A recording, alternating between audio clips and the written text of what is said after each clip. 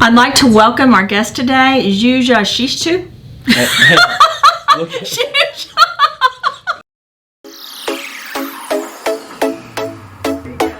I hope you guys enjoyed this episode of Scientifically Beautiful, which is on the Life is Tough, but You Can Be Tougher network.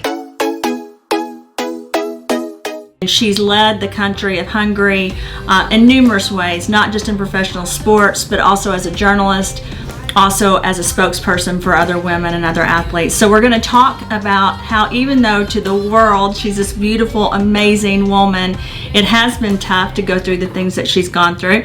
And we're also going to talk about her health and wellness and how important it is, and how she has gotten to where she is by the support from others as well as her internal drive. So thank you so much, Zsuzsa, for being on the call and the podcast. I can't wait to ask you questions. How are you doing today?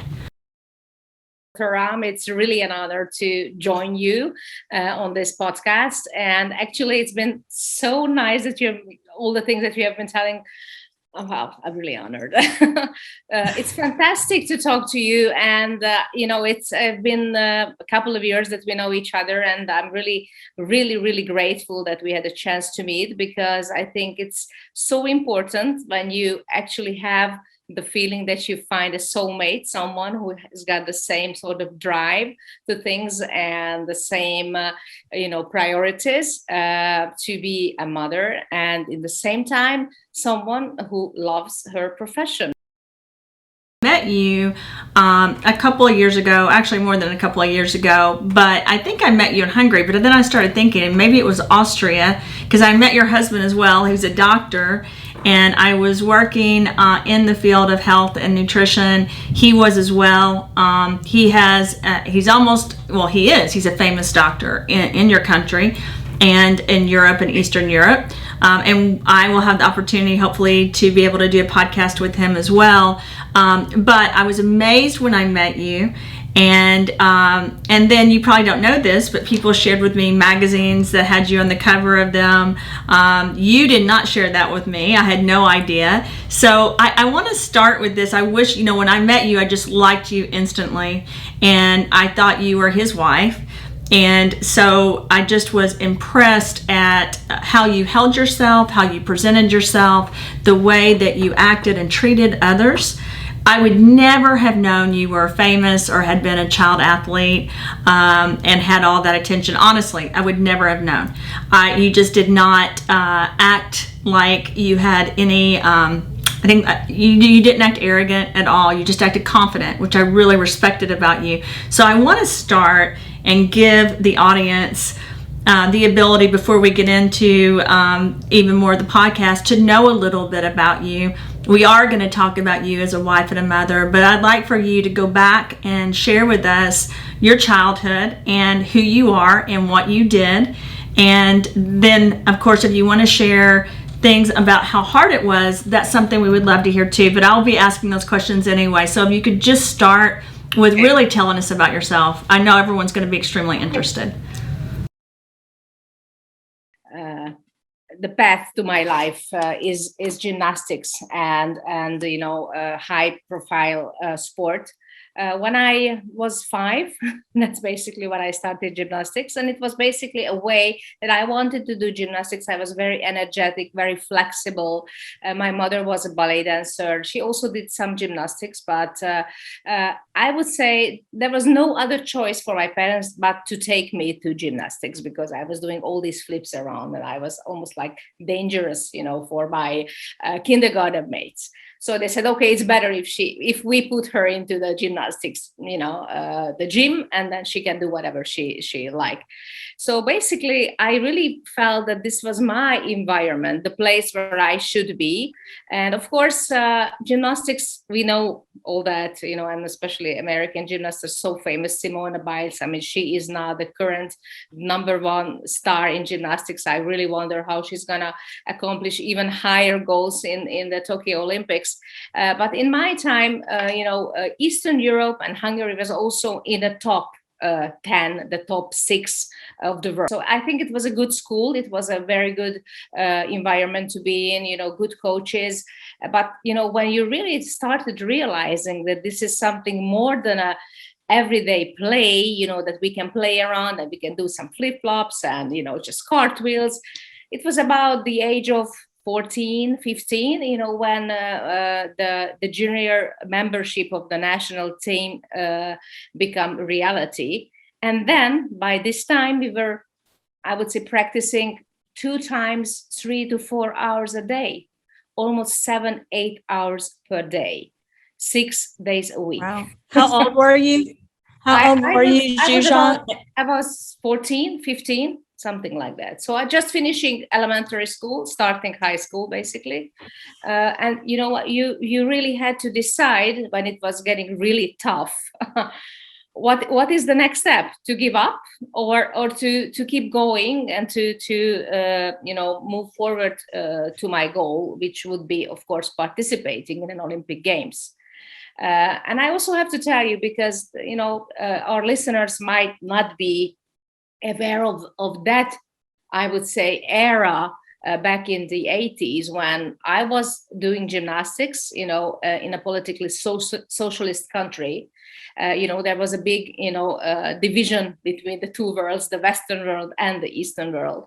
So, for example, there was a huge, I would say, a real athletic tragedy, I should say, in my life, the 1984 Olympics, which was in Los Angeles, which was, I was supposed to be a part of the Hungarian national team. But because of the political situation, the socialist bloc, which Hungary belonged to back then, boycotted the Olympic Games, which was I still remember the day when I was standing on the top of the beam and listening to the radio when the anchor was actually announcing the decision of the political leaders that Hungary, joining the Soviet Union, is going to just withhold from the Olympic game and stay away from the Olympics. And we were really making very huge efforts to actually be in the best shape ever in our life. And when politics steps in, this today, it's also very difficult, and for me it's very, very saddening to see how sometimes, and also in some part of that the Tokyo Olympics is also I would say has to face this kind of burden, this kind of difficulty because of the I would say the effect of the pandemic.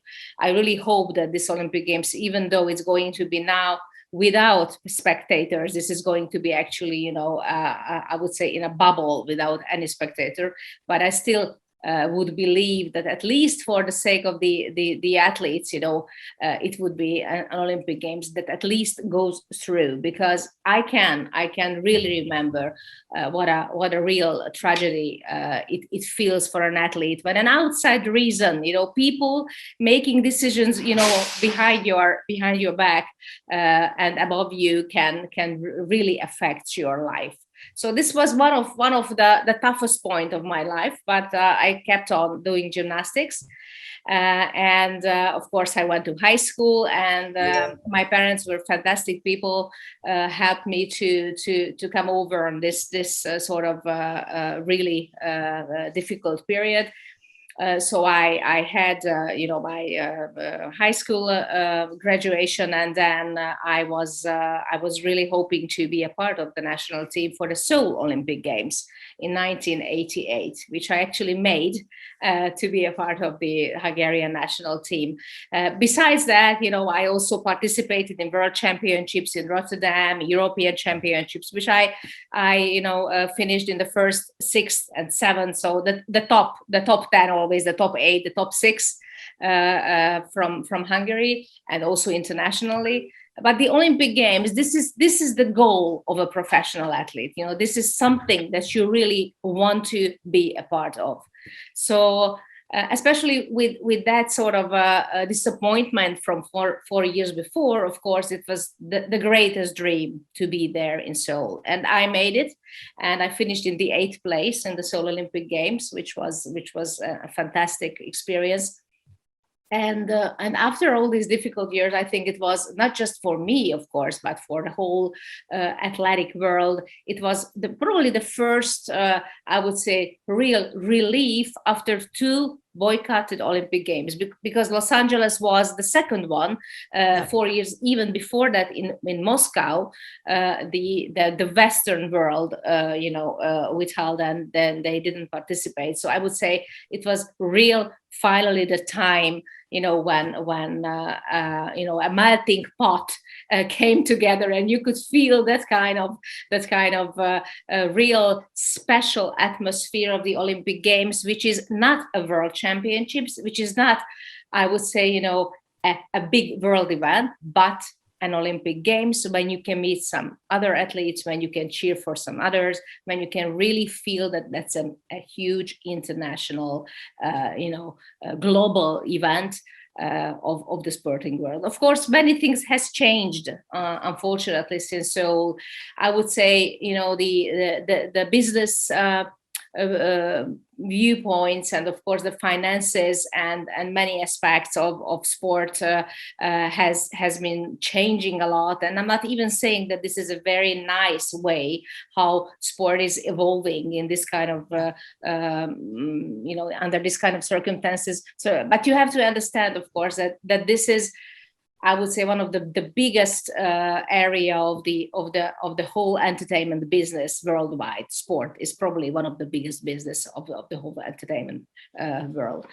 So after the Olympic Games, it was a very special opportunity that came across to my life. As I said, we were still just coming out of the socialist regime, basically opening up to the West. Hungary was going through, a democratic change. So in 1989, 1 year after the Seoul Olympic Games, basically Hungary became a free country again, which gave the opportunity for me as well to sort of open up my view. And this fantastic opportunity came from the University of Minnesota to earn a university scholarship through gymnastics. Wow. Which was something absolutely unimaginable, before, for someone coming from behind the Iron Curtain, someone right. Coming from the socialist countries. That was absolutely no way to earn a scholarship, in a Western country, especially not in the United States. So, but I tell you, nobody really believes and understands today that was the era, I would say, the pre-mobile era. There was no mobile telephone. There was no communications like we are talking today. There was only writing letters and the classical telephone calls. So even to make the first steps and to organize and make a decision as a member of the Hungarian national gymnastics team to leave, my country behind and go and move to another continent and to be a university student in a completely new country. It was not just a culture shock, of course it was, but besides that, it was, I would say, a challenge that I could never imagine, how it really will become reality when I go there. So it was actually a very difficult decision. Of course, it was a great opportunity, but I was really afraid to take it, but I took it. So I decided to be a part of the University of Minnesota gymnastics team, and that gave me the opportunity to start studying there as and majoring in international communications and broadcasting. And that's basically when my life, started to I would say, melt into the area where I'm at now ever since. This is basically journalism, broadcasting, and sport. And of course, ever since many, many, many other things. But the major structure of my career was basically communication and journalism. Well, that led you, from what I've understood and what people have told me, and you've shared a little bit, to become a journalist and to be in the whole TV world. And you were, and I know this because I've been to Hungary numerous times and I've been around people in your country, you became a celebrity in your country. And we've shared that, you actually shared with me, I didn't know this, but that the country of Hungary will compensate their Olympic athletes because they want them to be there and they want to support them, which I actually love. And I don't know if every country's like that, but it was interesting. You had that support, but yet you were driven to do all these other things. So I'd love to hear how you took your hard work and success as an Olympic athlete and moved it into another world. Because, I think in life, when life is tough and life is hard, one of the things that people that are tougher than the bad things, they take a step forward and they recreate themselves, or they don't feel sad, or maybe they do feel sad for a while. I know that when I've made changes in my life, it's sad to leave things, but if you can look forward to a brighter future, that's a very positive, good trait. And that's something I've noticed in you, Zsuzsa. You are always looking for the ability to make another positive impact. So I'd love to hear how you transitioned, and you shared with us that you went to another continent. I can't even imagine how hard that was. I did not speak the language, and to go and then have to, transition to another world, because especially from a world that's a communist, country into a Western world, I know was very hard. But I'd love to hear how you went back to your country and then made a further transition to become a leader in a different way for the country of Hungary. Yeah, absolutely. I mean, it was really a difficult decision because, as you say, I could have been, someone who stays in gymnastics, becomes a coach, and of course I really had a lot of experience which I could have passed over to a next generation as a coach, and stay in gymnastics, maybe to become a judge, which I never really left gymnastics. It was always for the number one love in my life for many years, but I always had the feeling that I have some other focuses, which is mostly about, as I said, communication. And it was fantastic to actually take a step toward a direction which was absolutely unknown, to be the very first woman on sports television in Hungary. There was no women before me on TV in sport programs at all. So, how was that, Zsuzsa? I don't mean to cut you off. I didn't know that. So what was that like? Were there some people that weren't nice about it? I'm scary. Sure. Yeah. I tell you, it was scary, really. At the beginning when I was, I would say I just jumped off my gymnastics career and starting working on television. Of course, it was not as quick, because in the same time I was studying broadcasting in the United States, so I had some university studies. But to do it in your own language, back in your country, where there is no history of having women on TV in sports, of course, it was a really, I would say, bright step in that sense. Yeah.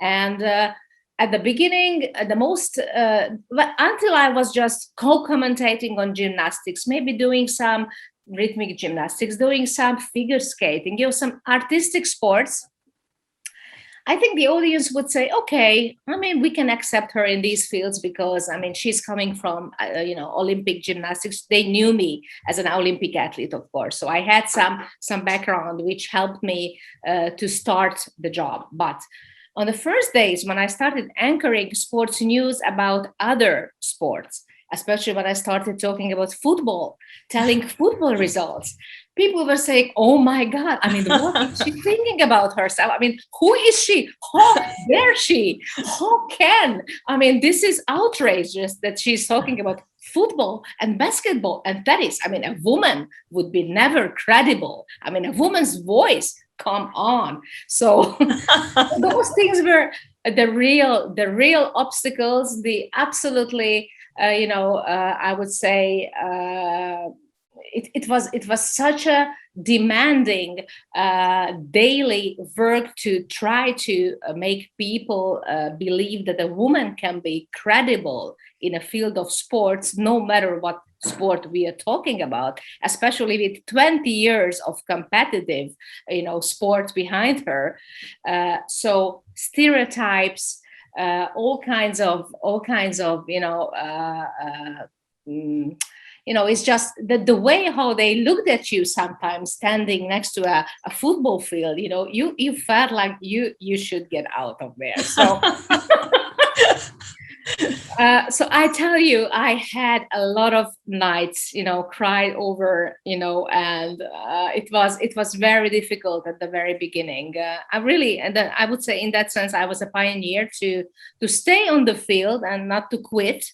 Yeah. And not to say, okay, guys, you're right. I mean, I shouldn't be the one who tries to make you understand that a woman can do it in a credible and in a well done way. So what I believe that the only solution would be to be 100% prepared. That I have to be always on the spot. I should be always the knowledge is something that you have to be 100% sure about, and of course the datas and all the information you have to have, because if you're not if you cannot be questioned in that sense, and of course sooner or later they will maybe experience that you're not as maybe she's talking okay, maybe her questions are appropriate, maybe her questions are adequate, maybe she has some sense of sport, maybe okay, well, we're not used to it, but which was also very important for me, that I never wanted to be smarter than those who were coming from, for example, these very traditionally man field like football, basketball, some other ball sports. I always just wanted to be on the edge of, as an ex-athlete who is interested in people. And I think as soon as I sort of find this kind of attitude, people started accepting me in this field, but it took quite many years.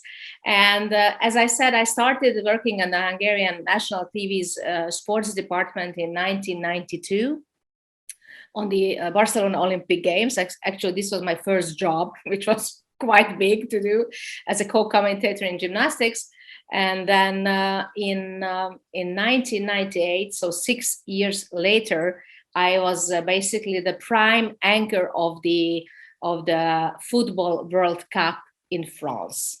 Only 6 years later. So in 6 years, I could make this kind of transition from zero to be accepted in a field which was never even taken by a woman at all before. That's amazing. I actually didn't know that. I didn't know that you were the first female commentator. That's amazing. And you still are doing this with the Olympics even this year, correct? Absolutely. Actually, now for a couple of many years by now, I'm a freelancer, because I've been working in national TV and I've been working in commercial station. I've been working on just sports channels, purely sports like ESPN or something, but in Hungary it's called the Digisport. For many years, I was actually the very first anchor of and the sports commentator of that TV station. When they were establishing it, and the last couple of years, and it also has something to do with our, I would say, work together. There's so many things that I'm interested in, and as a matter, I'm also focusing on many other things. So I decided to become a freelancer, so I can sort of, prioritize between things which are really important for me. So I actually made my own YouTube sports channel, which called Csisztu channel, after my last name, and I'm making from week to week my almost 1 hour long sports program. It's called Csisztu Sportscast, which is basically a YouTube video, feature stories about the most famous Hungarian athletes, coaches, I would say Olympic athletes, and also some foreigners and foreign athletes as well. So basically, this is something that is really close to my heart, because this is, I would say, my number one field, television or the video world. But besides it, of course, I'm doing a podcast, which is sort of like radio in a new format. And I'm also writing. I'm leading one of. I'm the leader of a sports department of a a weekly magazine, which is also a new project. And besides all that, I'm participating and doing a lot of pro bono work for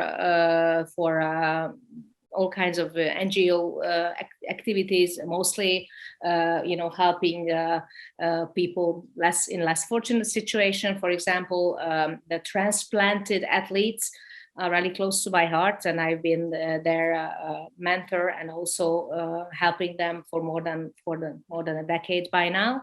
It's wonderful. And besides that, we didn't talk about that when I finished my university studies in the States, later on, I decided to extend my studies, and I finished University of Law, and I specialized myself in sports law, because I always wanted to sort of get as close to sports from many different aspects as possible. And I also felt that this is something that would be very useful for me. So I specialized. I have a master's degree in sports law as well, even though my first field, as I said, still journalism. And through that, you had you're married. Yes. You've been divorced and remarried, and yes, and exactly. like me, well, it's not a secret. I mean, that happens. That can happen. And you shared with me, you may remember this, and we don't need to get off on this topic, but even that was painful, because as a female, I think we just hold everything on our shoulders, but I think the world of your husband. You married an amazing doctor that actually works with professional athletes, and that's kind of how we met. You've shared with me, and I do want us to touch upon that, how important health and wellness has been to you, not just because your wonderful husband helped your parents and you met him and fell in love through basically a painful experience, but you saw how wonderful he was helping your parents with their health in Hungary. And then you have two beautiful boys, correct? Exactly. So you've had to juggle a lot while you're doing this. And I have to say this, we always say, because I have children, and it's a lot. You feel like you're failing in one area while you're succeeding in another. And it's a constant, battle. But I think that, but you're an amazing mother and an amazing wife, and your husband has shared that. I've heard him multiple times. So I'd love to know the secret to that. And I'd love to know how your experience and even the adversity, the hard things you went through, have made you a better mother and have helped you in your life. I'd love to hear a little bit about your opinion on that, because I know that's a huge part of you. And often when it comes to our careers, we don't talk about that. So I would love on the show to hear about how you were able to balance that, and even maybe, advice you might give other women in that situation. Well, yes. Thank you, Christina. I mean, it's easy for me because I have role models like you are. So really, it is something that it's honestly, it really helps if you can see other women who are dedicated mothers, but in the same time, as I said, people who love their profession. And I don't think the two things should be a matter of choice, either this or that. I mean, what I'm always trying to say, and you're a fantastic example of that too, that it's difficult. Of course, it is a lot of energy, a lot of dedication, very much of organization. You have to be sort of an artist in that sense, how you can organize your time and really manage your time. I mean, we always call this time management, how important it is. Before I became a mother, and I suppose you also had the same experience, and never really we've been told that this is going to be one of the most difficult things, time management. How you can do that, it's well, but I think it is possible. So what I'm saying is that, of course, it's difficult. Sometimes, I'm losing on mostly on my sleeping time. Yeah. But in the same time, it gives me so much. It's really the source of energy to my heart and to my soul, to have this kind of support of my husband and of my sons, because this is basically, as I said, the source of everything which is important in my life, mostly. But when I go and do my profession, I always feel that I can be relaxed, because if I do my thing, then my husband would take care of the boys. Yeah. And if he is concentrating on his work, which I'm absolutely supporting him in, of course, I will be someone who is, doing the background work. Yeah. So I think this is always, going like this and that. And sometimes we can, there are certain projects which we involved together in, and I'm very happy for that. And actually working with professional athletes for him as a doctor and a nutritionist, it was basically my idea. And I was really keen on, to start convincing him to let's try to look over and to take care of the athletes, because I had from my past some really, really bad experience, how much we did not know about good nutrition, and, the sins basically we committed to our bodies because we did it badly. We didn't drink enough, we didn't eat well, we were starving ourselves just to have the competition weight what we needed, and we actually had to suffer the consequences of that. And I told him that if I could help in anything to this generation and these professional athletes of these years, then it would be definitely something to help them to find the best way how they can prepare their body for these kind of huge physical and mental challenges, of course, in the same time. So and from the other hand, which is just as important for as a mother, to try to find the healthiest way for my family, how we can, feed them, and how we can find the best nutrition for our boys and for ourselves. Of course, we would like to live long. We would like to see them grow up. We would like to be, grandparents, even great grandparents, if you can make that. Of course, that's the goal. Yeah. Yeah. But as we say, it really makes a real difference what you eat. I mean, you are what you eat. That's the saying, and we do feel this is one of the credo of our lives, that you have to be very cautious and conscientious about what you put into that body that is serving you 24 hours and 7 days a week. And if you're a professional athlete, of course, it's even more important, because then your body is exposed to that kind of physical and mental and stressful situation that you have to prepare your body the best way you can. Well, and I think that's what led both of us to be part of a founding organization, called the International Science Nutrition Society, so that we can help people with nutrition through science. And I know that I'm very thankful to be working on projects that we will launch at the end of this year with formulas with your husband, actually, as one of the scientists and doctors working on that. And I think the value you bring due to your experience, Zsuzsa, and your influence and your ability to help people make positive impacts on their life and to speak as an example is huge, because I agree with you, not just in your country, but in our country, it used to be the Olympic athletes. We didn't, the nutrition and how it was dealt with. We've come so far, but we still have so far to go. And as you know, like you said, the nutrition that you put in your body and what you eat and what you take, it's so important. I don't think people realize, because we have all these medications, but if you could take care of yourself, right, then you can support your body in being healthier and being well. One of the things I like about Hungary is I feel like you guys are aware of the GMOs. You are aware of the things that are modified, that the preservatives that aren't good for the body. And I don't know if that's part of your history or why you guys are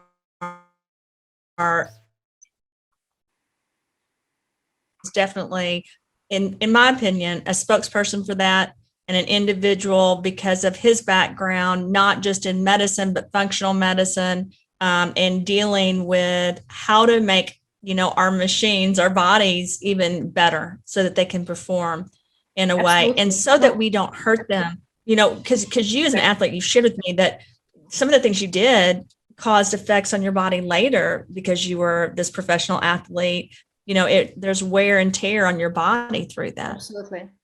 Basically, it is crucial what you're saying, and I know that mostly the problem when you're a professional athlete, that the time, and to be prompt right there in the right moment is so important that sometimes they forget about, the effects later on and the consequences later on. So what I'm saying is, this is the easiest to take the pills and to just have some painkillers and let's go on and let's do that.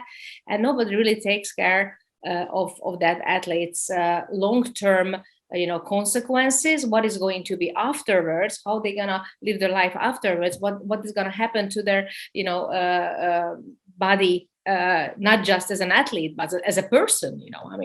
Come on, athletics and sport is going to be finishing once in your life, and you still would like to live your life as a healthy person.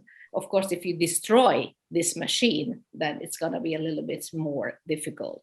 So my mission and our mission together is to help these young athletes to understand, the importance of that process, how you can help even from a young age, and to find, I would say, in a smart way to build up a nutritional plan for you. And it's a very major difference which sport you are in, what period of your competition or practice era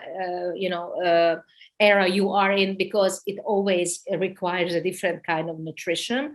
It always makes a major difference, how old you are, how many years you have been in athletics and in sports, and basically how long you plan your career. So those are the major bullet points, I think, which a young athlete has to understand in order to help prepare their body for these kind of challenges, what the real Olympic and athletic sport means.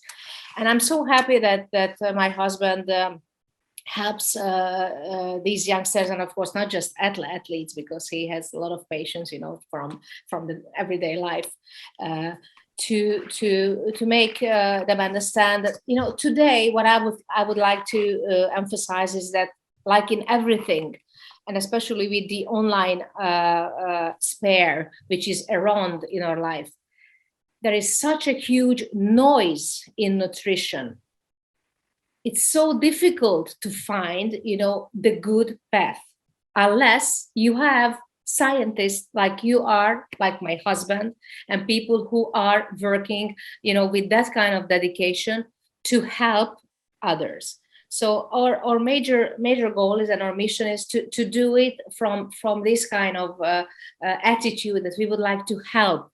Sometimes we had bad experience. I had a lot of from my personal athletic background, so I know how could I. If I could do it a little bit different, I know that my career would have been even longer. It would have been much less pain. It would have been probably easier, with much less inflammation and all those kind of everyday burden that you have to, sort of handle and carry with you when you're a professional athlete. So I think in that sense, it's very important that I have a credibility to athletes, that they believe what I'm saying. I'm saying it because I would like to help. And on my side, there is a scientist and doctor, who is also, as you said, not just a doctor, but, he's also involved with functional medicine. And he has a huge experience, with all kinds of different diagnostical tools, and with a special system he actually, created and evolved in the last decade, I would say, which is just as important to help these people and to make their professional athletic life easier, and also, of course, some other patients to make their life easier and healthier, which is the most important after all. Well, I would like to do another podcast with you when you get back from the Olympics, because you're leaving this week, next week to go. Well, actually, I wish you're right. I would love to. I have been in 8 Olympics in my life. Yeah. I'm not so old yet, so it's quite a big. But this time, I can't go because of the pandemic situation. And as a journalist, basically there is a playbook which makes, or I would say, work so difficult, almost impossible to meet with athletes. So we decided that it's probably going to be the best solution, that we are working with big news agencies, basically getting the material and the source of information who are there at Tokyo, and what we are going to do, what we are just exactly doing now. We are going to have these kind of podcasts and Zoom interviews from the Tokyo Olympic Village, and of course in the TV studio. So that's the plan at the moment. But actually my contact and my relation with, even today I met the most famous Hungarian fencer, who is a 2-time Olympic champion from the last 2 Olympics, from Rio and from Athens, from London, sorry. And he's planning to win the 3rd one in a row, back to back, which is absolutely never ever happened before in this sport.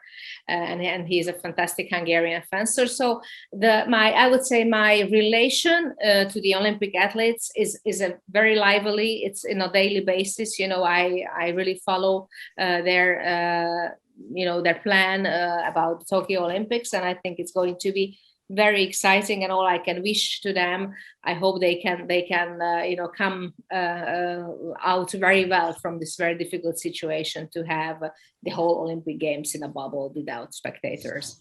Well, I wish them the best, and I wish you the best. I know you'll be extremely busy during the Olympics, and hopefully, I'm sure I will have a lot to tell you about after the Tokyo Olympics. So I would love to repeat this and continue our conversation, Christina.